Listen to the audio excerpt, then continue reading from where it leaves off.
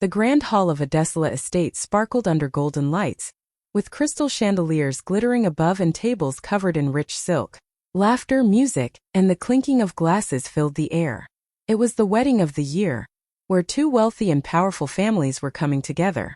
Guests wore their finest clothes, every detail of the event shouting luxury and status. Nina, the bride's cousin, walked through the crowd in her deep emerald lace gown, her gold gelly shining like a crown. She had spent weeks making sure this day was perfect, handling vendors, solving last-minute problems, and even sacrificing her own work to help. Every flower, every ribbon, every light in the hall had her touch on it. But as the night went on, she began to notice something. No one was looking at her. People brushed past without a greeting, as if she were just another staff member. The bride laughed with others, posing for family photos that Nina was never invited into. She forced a smile and clapped along, but inside she felt a quiet sting. She had helped create this perfect day, yet she stood alone, unseen. And somewhere deep down, she knew this was only the start of something bigger. Nina stood in front of the tall mirror in the ladies' lounge, carefully adjusting her gold gelly so it sat perfectly above her forehead. She wanted it to look flawless, not because she needed anyone's approval, but because she carried herself with pride. The room smelled faintly of perfume and roses, the muffled sound of laughter drifting in from the hall. She was about to head back out when a voice cut through the air, sharp and mocking. It was the groom's father. She recognized his deep, booming tone instantly. He was standing just outside the lounge entrance, talking to a small group of guests. "That one," he chuckled, and Nina froze, realizing he meant her. "She's just the girl who begged for work. Lucky my company even gave her a chance." The group laughed along with him, the sound echoing in her ears. The words hit her harder than she expected. Begged for work? That wasn't the truth, and even if it were, why say it here tonight in front of strangers? She had built her business from the ground up. She had earned every opportunity. But in his voice, she wasn't a successful designer or the cousin who had helped make this wedding perfect. She was just someone small enough to be mocked. Her hands stilled on the gelly, her reflection staring back at her. She forced her face into calmness, even as something hot and heavy burned in her chest. She could walk out there, pretend she hadn't heard, smile for the rest of the evening. But the damage was already done. Those words had stripped away any illusion of respect between them. She took one last look at herself in the mirror, poised, elegant, unshaken on the outside. But inside, a quiet storm was starting to form. And she knew storms didn't pass without leaving something changed. The music was soft and joyful, the kind that made people sway without even realizing it. Guests laughed, cameras flashed, and waiters moved around with trays of champagne. Nina had just returned from greeting a few old family friends when she noticed a crowd gathering near the stage for the official family photographs. The bride stood in the center, glowing, surrounded by relatives. Nina started to walk toward them, smiling politely, thinking she would join the group. After all, she was family. She stepped onto the edge of the stage and positioned herself at the side, waiting for the photographer to adjust his camera. But before the shutter clicked, one of the aunts waved her hand sharply and said loudly enough for half the hall to hear, "Oh no, dear, please step aside. This is for important people only." The words hit her like a slap. For a moment she thought she'd misheard. Important people only? She felt every pair of eyes shift toward her. Some guests looked away quickly, pretending not to notice, while others exchanged awkward glances. Her cheeks burned, but she forced a small smile, as if it didn't matter. Slowly she stepped back, giving them space. The photographer clicked away, capturing perfect smiles and glittering outfits, while Nina stood a few feet away, watching as if she were just another guest in the crowd. The laughter from the stage seemed louder now, sharper, almost mocking. The hall, which had moments ago felt warm and welcoming, suddenly seemed colder. She clasped her hands together, keeping her posture straight. On the outside she was composed, still the elegant, confident woman in the emerald gown. But inside something was breaking. It wasn't just about the photo. It was the message behind it. Tonight they had made it clear. No matter what she had done, no matter how much she had helped, in their eyes she didn't belong. And that sting, it was one she would not forget. What no one in that hall seemed to remember, or maybe even know, was that Nina was far from just a cousin. She was the CEO of Ziora Designs, one of the most sought-after luxury event and interior decor firms in the country. Every detail they were admiring that night, the shimmering drapes that caught the light perfectly, the towering floral arrangements that smelled like fresh rain, the crystal centerpieces that reflected the golden glow of the chandeliers, had come from her company. It wasn't just her taste that filled the hall. It was her vision, her creativity, her hard work. She had spent years building Ziora designs from nothing but a small desk in her apartment and a sketchbook full of ideas. She had hustled through late nights, survived mistakes, fought for clients, and earned her place in the top tier of the industry. She didn't just rent out decor. She created experiences that left people speechless. And right now, this wedding was her masterpiece. In her office, sitting quietly inside a drawer, was something else they didn't know about: a signed draft contract worth $6.8 million. It was for a massive luxury project commissioned by none other than the groom's father's company. They had been negotiating for months, ironing out every clause, every payment term. All that was left was the final signature. If the guests mocking her knew this, they might have thought twice before whispering or excluding her from photographs. If the aunt who told her to step aside understood just how much power Nena held, maybe her tone would have been different. But Nena had never been one to flaunt her success. She believed her work spoke for itself. Still, as she stood there, watching people admire the beauty she had created without even realizing it was hers, she felt a shift inside her. They thought she was small, irrelevant, someone they could overlook. But what they didn't know was that she held in her hands the power to change the course of their precious families. The night was already dragging for Nena, but she kept her composure. She smiled when spoken to, clapped during the speeches, and even complimented people who had barely acknowledged her. She told herself she could endure it. Just a few more hours and she would be gone. But then it happened. She was standing near the edge of the dance floor, sipping a glass of water, when one of the bridesmaids stumbled toward her, tipsy and giggling. In her hand was a glass of red wine, dangerously full. Before Nena could step aside, the wine tipped forward, spilling across the front of her beautiful emerald gown. The sharp, dark stain spread like a wound on the delicate lace. Gasps came from a few people nearby, but the bridesmaid only smirked. "Oh well," she said, her voice dripping with fake innocence. Then, leaning closer, she whispered just loud enough for the others to hear, "At least now you look like your pay grade." The people around them laughed, quick, mean bursts that felt colder than the wine soaking into her dress. Nena didn't flinch. She didn't snap back. Instead, she smiled faintly, the kind of smile that gave nothing away. But inside, something had shifted. The sting of humiliation she'd been trying to ignore all night solidified into something sharper, heavier. It wasn't just about the gown, the stain, or even the cruel words. It was the steady reminder over and over that these people didn't respect her. Not as family. Not as a woman. Not as a professional. She set her glass down slowly, straightened her shoulders, and looked across the glittering hall. The laughter faded into background noise. They thought they'd made a joke at her expense, but in that moment, Nena quietly decided something. They would remember this night, but not for the reasons they thought. The bride and groom were on the dance floor, swaying under the golden lights while the crowd circled them, clapping and cheering. Cameras flashed, music played, and for a moment the room was alive with joy. But Nena wasn't looking at them. Her mind had gone quiet, almost too quiet, like the air before a storm. She set down her untouched glass of champagne on a nearby table and slipped out through the side doors unnoticed. The garden outside was cooler, the night air brushing against her skin. Tiny fairy lights twinkled along the hedges, and the distant sound of music floated from the hall. She pulled her phone from her clutch, her hands steady. There was no hesitation now, no second-guessing. She scrolled to a number she knew by heart, her lawyer. He answered on the second ring, his voice warm and professional. "Ms. Okoye, good evening."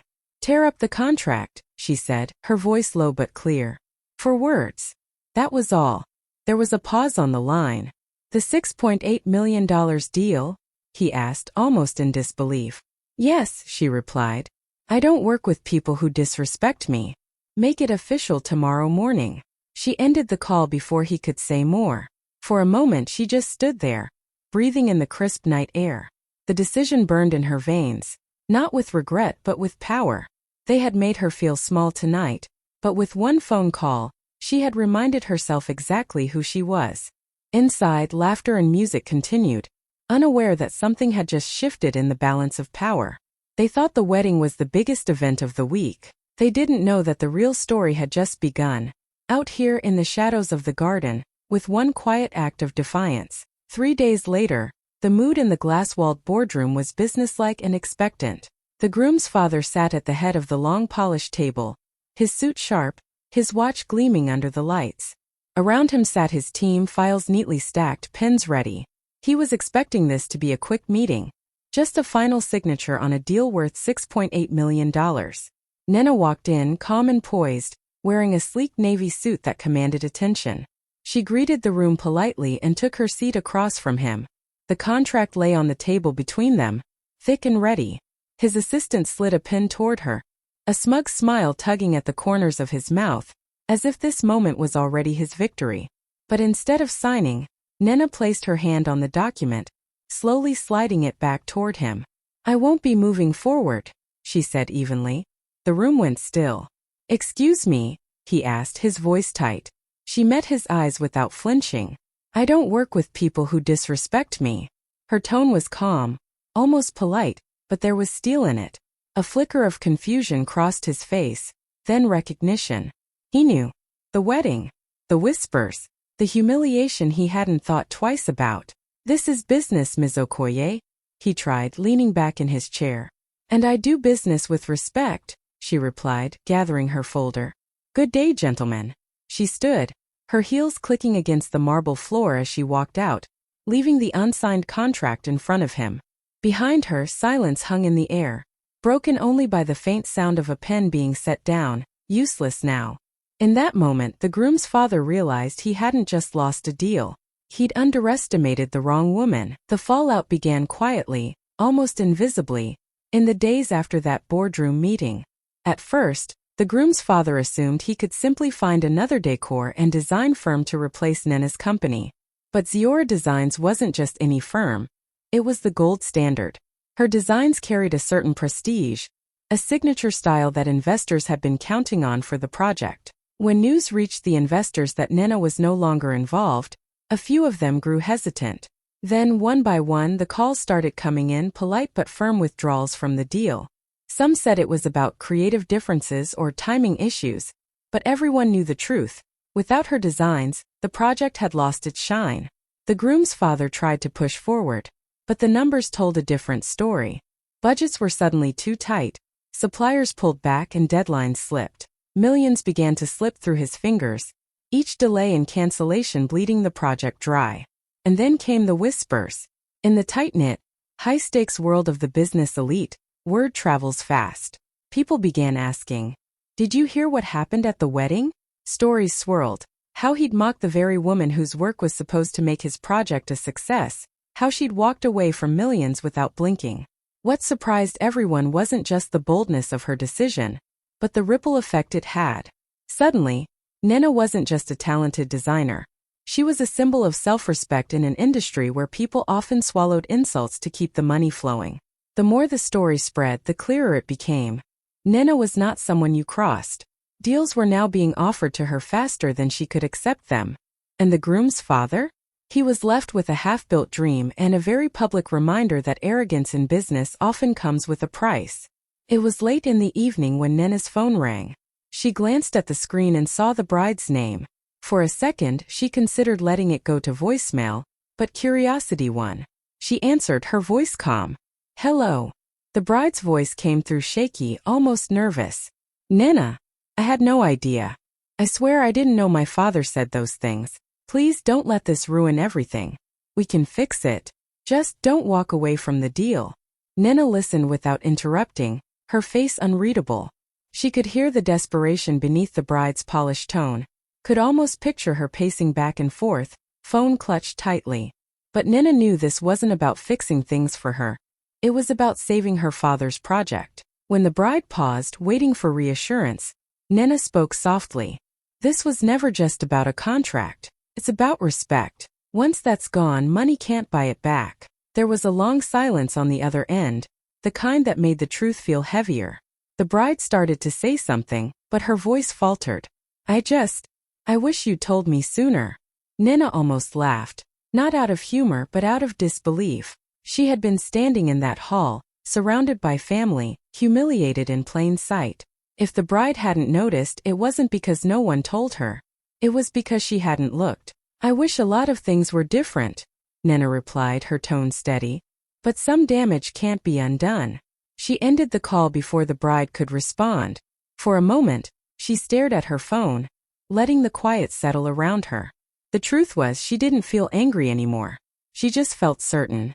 Certain that walking away was the only choice. Because the loss wasn't just financial, it was personal. And dignity, once broken, doesn't come back with an apology. The bride's voice was still in her ears, but Nina felt no need to explain, no urge to argue, no desire to defend herself. She had already made her choice. The power, she realized, wasn't in shouting or proving a point. It was in holding her ground without wasting another word. So when the bride tried again, her tone softer now, almost pleading, Nina simply said, "Some things are worth more than money." Her voice was calm, steady, without an ounce of hesitation. Then she pressed the red button and ended the call. She sat back in her chair, phone resting on the table, and for the first time in days she felt a deep, quiet satisfaction. Not the kind that comes from winning an argument or getting the last word, but the kind that comes from knowing you have nothing left to prove. She wasn't reacting to their disrespect anymore. She was defining her own boundaries. It struck her then. This was the first time in a long while that she felt completely in control of her own story. She wasn't the overlooked cousin in the corner of the wedding hall.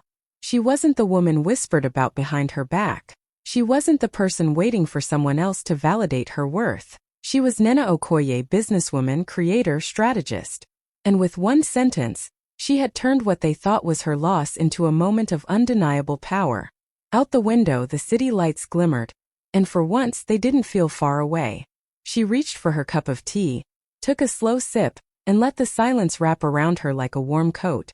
It was in this silence, not in arguments, not in revenge, that she felt her truest strength, and she knew she would carry it into every room she walked into from now on. The story hit the industry like a spark in dry grass.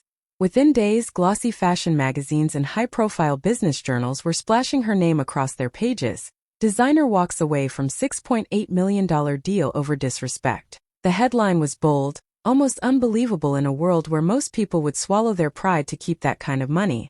But there she was, proof that some things mattered more than a check. At first, Nina expected the news to fade after a day or two. Instead, it spread wider. Bloggers, influencers, and business podcasts were talking about her. Social media posts with her quotes were going viral. Respect is part of the deal. Without it, there is no deal. People she had never met were tagging her in posts, calling her an inspiration. What surprised her most wasn't just the attention. It was the opportunities it brought.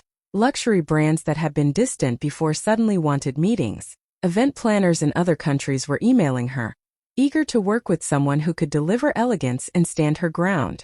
A few major clients even admitted, "We chose you because you value yourself, and we value that in a partner." For years, Nina had been known for her designs. Now she was being recognized for her principles. The same people who once doubted her were now quoting her words in conferences and business panels. Meanwhile, the groom's father's project was quietly falling apart, though no one needed to say it out loud. Everyone in the industry had heard, and the unspoken truth became clear. She hadn't lost anything. If anything, she had gained more than money could buy. Every new handshake, every signed contract after that felt different. They weren't just hiring a designer. They were aligning themselves with a woman who knew her worth and wasn't afraid to act on it. And in the fast, glittering world of business and fashion, that kind of reputation was priceless. The groom's father sat in his office, staring at the latest business news on his tablet. There it was, clear as day, photos of Nina shaking hands with his biggest rival, both smiling like old friends. The headline read, "Ziora Designs joins forces with Adewale Group for record-breaking luxury project." His stomach twisted. This wasn't just another contract. This was the project he had been chasing for months, the one that could have cemented his company's dominance in the market. He remembered the boardroom 3 weeks ago, when she slid the unsigned contract back to him with that calm, unshakable voice. "I don't work with people who disrespect me." At the time, he had brushed it off, convinced she would come back when she realized what she had lost. But she never did. Instead, she walked straight into the arms of his fiercest competitor. The deal was everywhere, on the news, on social media, in industry newsletters. Investors who once praised him were now questioning his judgment. Clients who had been loyal for years were asking subtle but pointed questions. If she could walk away from you, maybe there's more to the story? His pride, once his armor, now felt like a heavy chain. What stung most wasn't just the millions he had lost, it was the way the business community looked at him now. He wasn't the powerful mogul in control of every deal. He was the man who let arrogance cost him one of the most talented designers in the industry. And every time he saw her face in the news, radiant and confident, he felt the same bitter truth sink deeper. He hadn't just underestimated Nena.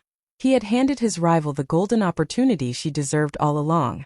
And in business, mistakes like that aren't easily forgiven or forgotten. Nena didn't shout. She didn't throw insults or storm out of the wedding that night. She didn't waste her energy trying to explain her worth to people who had already decided to belittle her. Instead, she chose silence, sharp, purposeful silence. Her revenge wasn't loud or messy. It was clean, calculated, and impossible to undo. While everyone else saw her smile and keep her composure, inside she was making decisions that would shake the very foundation of the people who had mocked her. She understood something many people never learn. Power isn't always in the noise you make, but in the moves you make when no one is watching. By the time the groom's father realized what she had done, it was too late. The $6.8 million deal that could have boosted his company's reputation was gone, shredded with a single phone call. His investors were pulling back, his competitors were circling like sharks, and his name was being whispered in business circles for all the wrong reasons. Meanwhile, Nena's world was growing brighter. Her brand was in high demand, her inbox overflowing with offers from companies who wanted to work with a woman who wouldn't tolerate disrespect. She didn't need to gloat or send a message saying, "I told you so." Her success was the message. In the end, she didn't just walk away with her dignity intact. She walked away with more power than she'd ever had before. And that's the thing about quiet victories. They don't need applause. The people who tried to hurt you will hear them loud enough in their own silence. Months later, Nena stood in the center of a grand ballroom that seemed to glow from every corner. Gold drapes cascaded from the ceiling, ivory roses lined every table, and crystal lights sparkled like frozen stars. It was her company's annual gala, a night she had dreamed of, planned for, and poured her heart into. Everything in the hall carried her signature touch, the kind of elegance and detail that only she could create. Guests arrived in flowing gowns and sharp tuxedos, their eyes widening the moment they stepped through the doors. They whispered her name in admiration, pointing subtly toward her as if she were a living work of art. Some of them had read the headlines about the $6.8 million deal she walked away from, and now seeing her here radiant, powerful, and in control, they understood why she had done it. She moved through the crowd with calm grace, greeting clients, sharing laughs, and raising toasts. Her team watched her with pride, knowing they weren't just working for a boss. They were working for a leader who valued dignity over desperation. Every part of the night was a celebration, not just of her company's success, but of her quiet victory. From the stage, she looked out at the room and smiled. Not the polite smile she had worn at that wedding months ago, but a real one born from peace and self-respect. The music swelled, champagne glasses clinked, and the air buzzed with possibility. In that moment, Nena knew she had built something no insult could touch and no arrogant man could take away. This was her stage, her story, and her celebration, and everyone in the room could see that she had won. The same people who had once smirked and whispered at that wedding now spoke of Nena with a mix of awe and respect. They remembered how she had walked away from a $6.8 million deal without flinching, choosing her dignity over any amount of money. It wasn't the kind of decision most people could make, but that was what made it unforgettable. Over time, her story became a quiet legend in their circles, a reminder whispered at events and meetings. Don't underestimate her. The image of her, calm and poised, even in the face of humiliation, stayed with them. They realized that true power isn't loud or desperate. It's the strength to walk away without losing yourself. As for Nena, she never wasted a second looking back. She had closed that chapter with no bitterness, only clarity. In her heart, she knew her worth could never be measured in contracts or bank balances. It was in her name, her reputation, and the way she carried herself. And while others were still chasing deals, Nena was building an empire on her own terms, one that no insult could touch and no amount of money could buy. She had proven not just to them but to herself